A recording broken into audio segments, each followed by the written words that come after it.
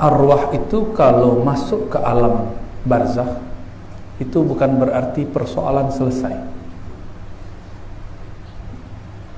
Diri kita banyak bagi-baginya, maka muncullah ada tarekat asaliyah, ada tarekat syatariyah, ada kajian martabat 7 dan macam-macam.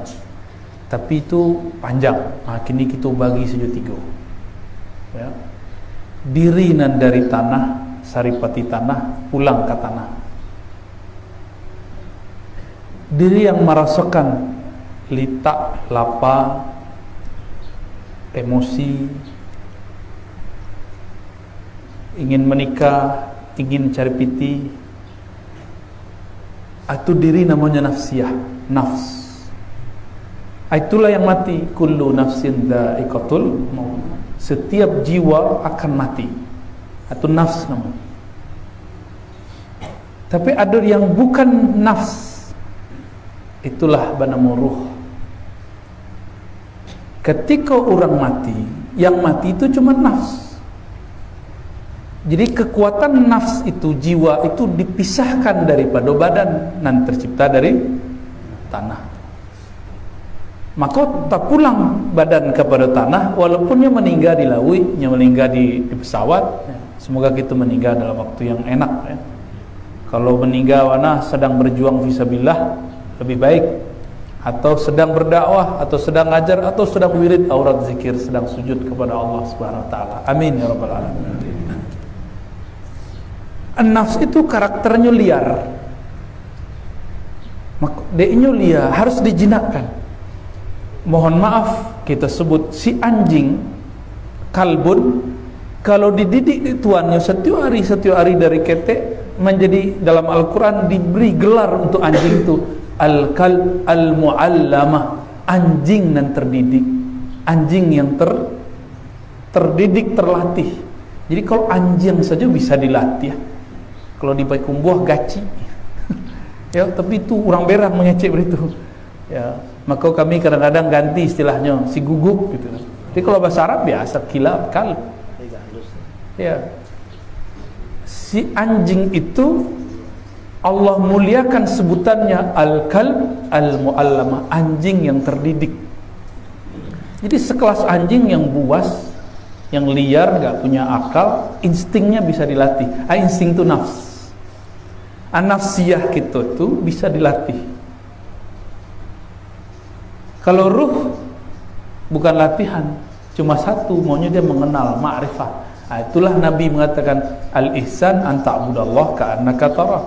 Ihsan itu puncak ketika ruh engkau merasa berhadap-hadap dengan Allah. Itulah kaji puncak dalam urang basulak, muraqabah dan syahadah. Tapi itu nak dibuat-buat, buat laisa bitasannu. Tak bisa bak ojan-ojan kecil orang, tak bisa dibuat-buat. Itu anugerah dari Allah Subhanahu Wa Taala. Maka ketika mati, tubuh sudah tidak bisa bergerak, tapi nafs Allah pisahkan. Nafs itu ditanya. Kalau nafsnya di backup dengan ruh yang kenal Allah, ditanya oleh malaikat, man rabbuk, siapa Rabbmu, ruhlah yang menjawab. Nafs tinggal duduk sana. Tapi kalau ruhnya tidak kenal Allah, nafsnya dulu pernah mengaji seketek-seketek, rasu-rasu Tuhan ambo, salah namanya, Tuhan yang diajar dek buya tu, itulah bisa tu. Tapi itu susah, karenanya susah menjawab, diminta keyakinannya esok hari. Tapi esok hari dalam alam barzakh itu puluhan tahun rasanya menunggu. Maka 7 hari di alam barzakh itu lama rasanya. Maka perlulah syafaat orang-orang soleh yang hidup. Itu sebabnya ulama-ulama kita mendapatkan riwayat yang sahih dari Imam Abdul Razzaq. Ya, ya, silakan. Apa riwayatnya? Bahwa Nabi SAW mengatakan lakinu mautakum la ilaha illallah. Talkinkan, manjakan orang yang mati dengan la ilaha illallah. Mauta bisa berarti orang yang akan mati, bisa berarti orang yang sedang mati atau yang telah mati. Kita mati nak, maka perlu wajib dapat la ilaha illallah. Oleh karena itu ulama-ulama ahli zikir ijma' pokok sepakat talqin itu wajib hukumnya. Jadi, kalau istilah orang kampung baiat, tapi dia ambo baiat itu tinggi mana? Siapa awak di baiat orang? Mungkin baiat itu maknanya talqin. Baiat itu hanya untuk Imam Mahdi, imam akhir zaman. Kalau baiat di tarekat itu maksudnya kontrak belajar suluk, belajar toriko. Jadi jangan GR perlu gitu kalau ambil baiat atau dibayar orang. Itu talqin situ. Ya. Baiat hanya untuk imam akhir zaman. Ya, yang kekhalifahannya ala minhajin nubuwah. Ada nubuwah di situ. Itulah puncak daripada semua kewalian. Ilmu wali itu yang ilmu wali itu nak baca kitab lain. Ilmu wali itu nak pegang-pegang tasbih, Pak. Wali itu bilonya teragak aja bisa sebutnya Allah. Apa sebab Allah mengatakan wa nahnu aqrabu ilaihi min hablil warid. Wali-wali itu nya bisa sebut je wali, walaupun wali itulah pindah alam. Sebab yang meninggalkan cuma badan, nafsnya masih ada di alam barzakh, ruhnya kembali diambil oleh Allah. Kalau nyoleh tahu jalan pulang. Jadi ketika kita meninggal ada 3 jurusan. Tubuh ke tanah, nafs masuk alam barzakh, ruh kalau tahu peta jalan kepada Allah ketikanya di dunia, makanya akan mencari jalan ke situ. Tapi kalau tidak tahu jalan kepada Allah, cuma zikir-zikir saja dapatnya, indak bermakrifat, indak ngajinya. Jadi ngaji kau wajib, tak suluk-suluk saja kita. Di sela bersuluk mengaji, makanya di surau itu Syekh Bashir dulu mengajarkan kitab Tanwirul Qulub. Itu rahasianya, sirnya di situ. Jadi murid itu nafsiahnya terdidik, akalnya tercerahkan, ruhnya termakrifatkan, sehingga kalau pulanglah tahunya jalan pulang surat. Kalau zikir-zikir saja, anak terpaksa menumpang dulu, tunggu dulu syafaat orang mentalkin nanti. Kalau tidak ada yang membantunya. Maka Bapak Ibu yang makan Allah, kita gabungkanlah 3 ilmu itu. Badan ya sujud, maka setinggi-tinggi kaji kita yang masih sembahyang enak. Kalau sembahyang nak, ya tinggi ke jiwa nak. Tinggi mana ke jiwa tetap sembahyang. Hebat mana makrifat awak, la merasa Allah tu dalam diri, alun tu leh. Ada je makrifat dia tu leh. Kalau Allah dalam diri, ketek nak Allah tu. Awak diri awak keteknya. Kecuali awak kenal diri yang sebenar diri. Allah dalam diri itu bukan berarti Allah dalam diri awak. Tak ada Allah dalam diri awak tu. Diri kalau artinya nafs, tapi kalau diri artinya ruh, itu lain bab itu. Ya. Kalaulah kenal si ruh jalan kepada Allah, maka inyo tidak perlu susah-susah nanti mencari di alam barzakh. Maka mengaji marifatlah dari kini Bapak Ibu. Ngaji marifat dari kini.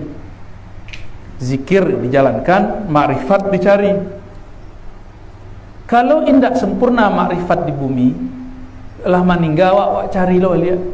Ndak sebut dalam barzakh dicari dia lah hidup. Makanya kadang-kadang beberapa majelis makrifat itu dihadiri ruh-ruh. Dalil Isra Mi'raj.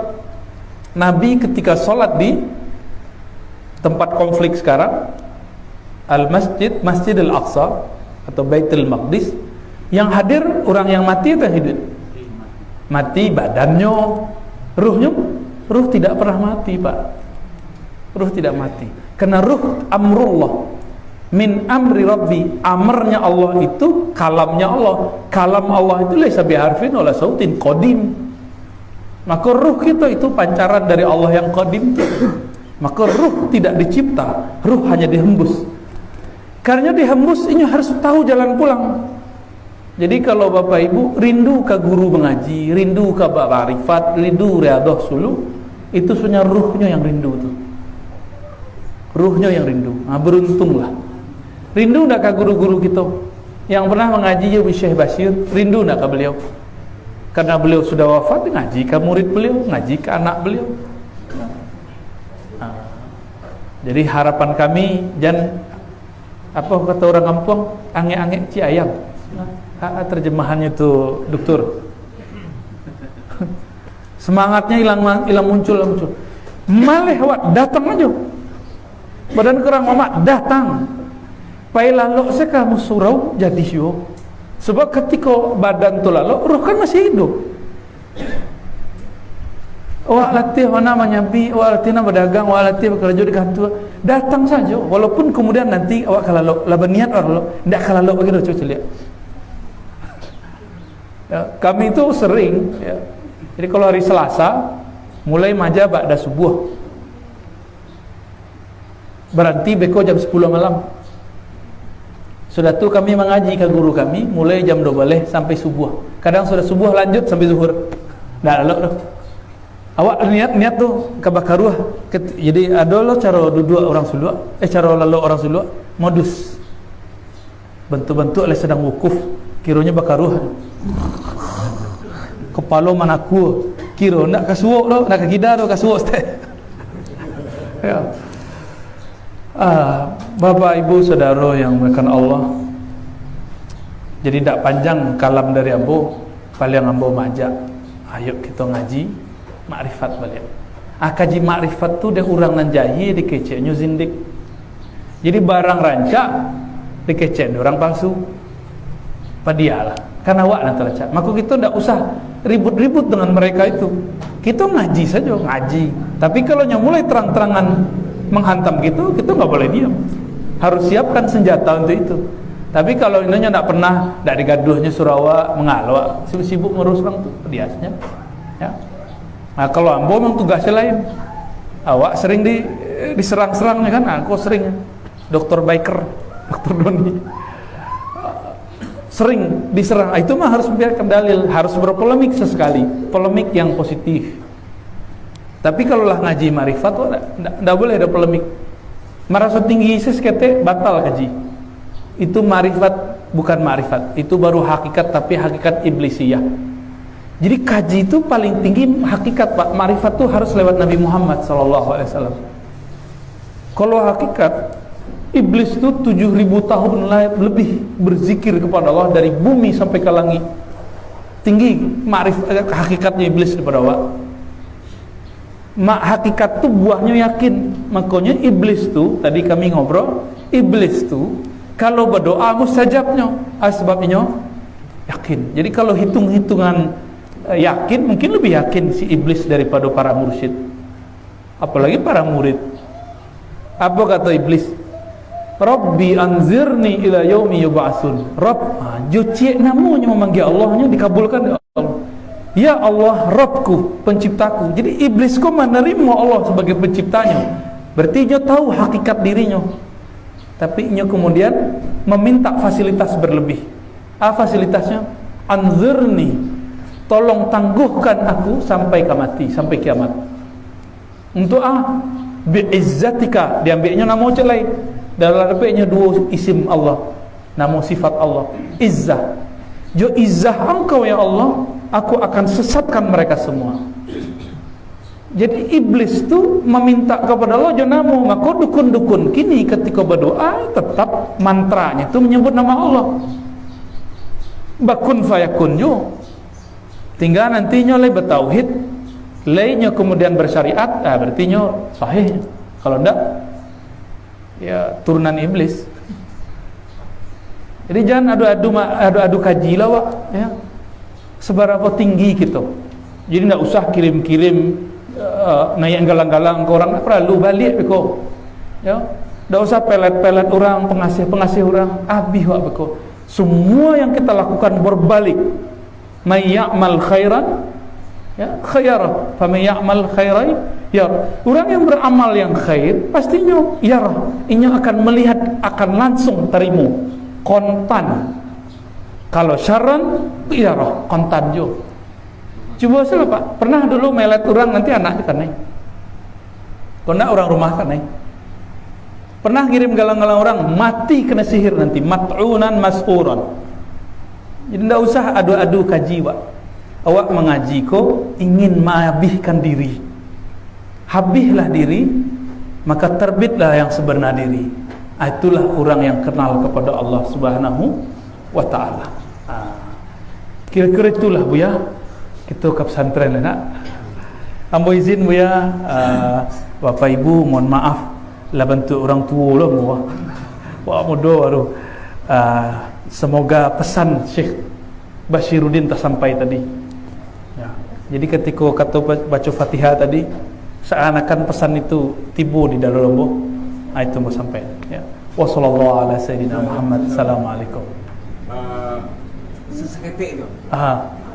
Di dunia orang banyak ingin mencari hidup enak, hidup kaya, senang segala macam. Tapi macam mana cara mencari mati yang lebih enak?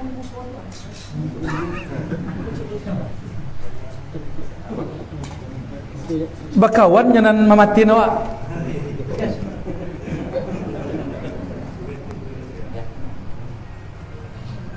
Kalau bakawan apa aja polisi, banyak yang menjapuk Pak. Itu elok aja. Tapi kalau berbusuhannya, itu bentuk munarman kan, kasihan Wak. Nyo ka pakai sendal lu pakai sendalnya ditarik, nanti aja Pak. Nya ndak bakawan, dia bermusuhan. Nah, itu ilustrasi aja. Ya. Kalau bakawan dipanggil elok, disurati elok ya kan, tapi dia nyomong pro kepada ISIS, merusak FPI yang tadinya aswaja al-sunnah, rusak sama orang tu. Bermusuhannya dengan orang yang mengurus negara itu.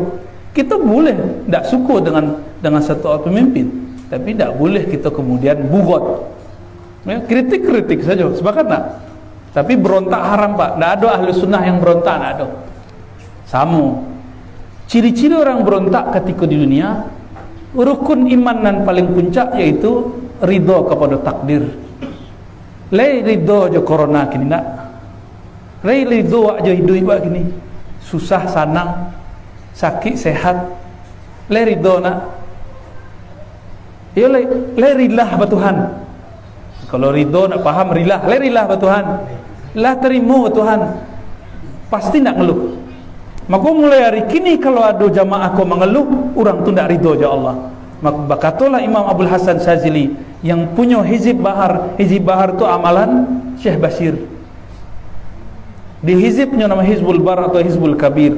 Fal wailu summal wailu summal wail. 3 kali cilaku.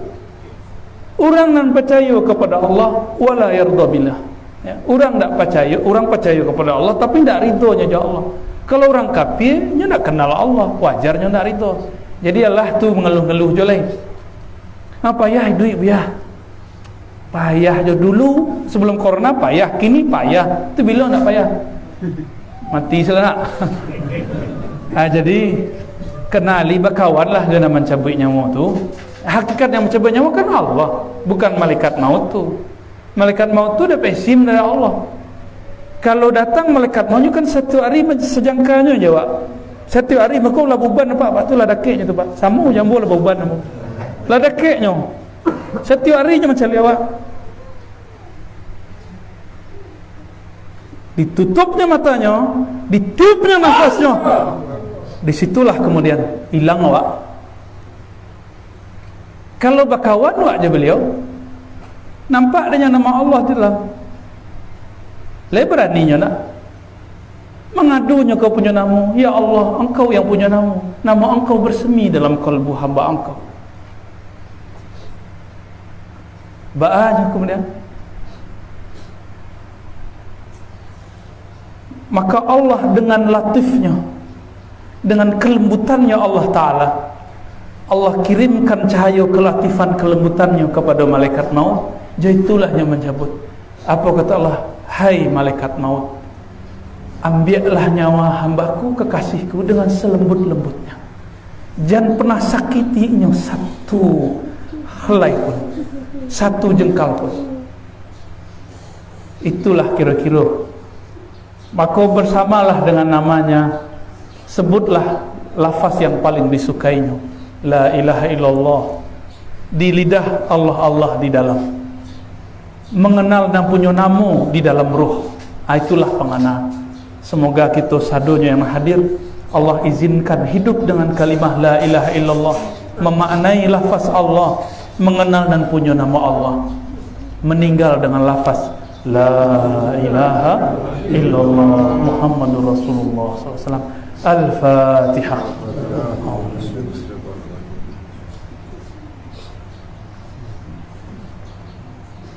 Siratal ladzina an'amta 'alaihim. Alhamdulillah rabbil alamin. Itulah biar kaji itu, Pak. Assalamualaikum warahmatullahi wabarakatuh.